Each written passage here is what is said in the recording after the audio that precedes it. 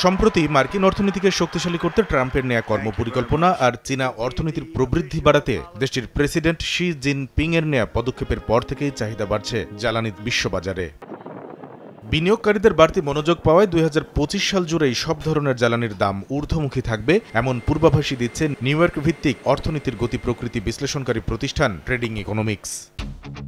তাদের হালনাগাদ তথ্য, শুক্রবার সকালে প্রতি ব্যারেল অপরিশোধিত জ্বালানি তেল ওয়েস্ট টেক্সাস ইন্টারমিডিয়েট কেনাবেচা হয়েছে $৭৩.৪। সপ্তাহ ব্যবধানে এই জ্বালানি তেলের দাম বেড়েছে ৩.৯৬%। পূর্বাভাস বলছে চলতি বছরের প্রথম প্রান্তিকে এই দাম $৭৩ পার করার পর দ্বিতীয় প্রান্তিকে ঠেকবে $৭৫.০৪। পরের দুই প্রান্তিকেও দাম আরও বেড়ে ডিসেম্বরে যা দাঁড়াবে $৭৮.৫২। আরেক অপরিশোধিত জ্বালানি তেল ব্রেন্ট ক্রুডের বর্তমান দাম $৭৬.১৮ থেকে লাগাতার বেড়ে বছর শেষে ছাড়াবে $৮১।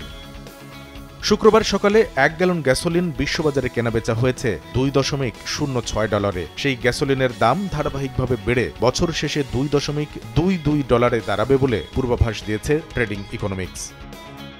কয়লার দামও বাড়বে ২৫ সাল জুড়েই। প্রতি টন কয়লা শুক্রবার সকালে লেনদেন হয়েছে $১২৪.৬। এক মাসের ব্যবধানেই জ্বালানির দাম ৭.৮১% কমলেও আগামী ডিসেম্বরে বিশ্ববাজারে প্রতি টন কয়লা কেনাবেচা হবে $১৩৪.৬৭।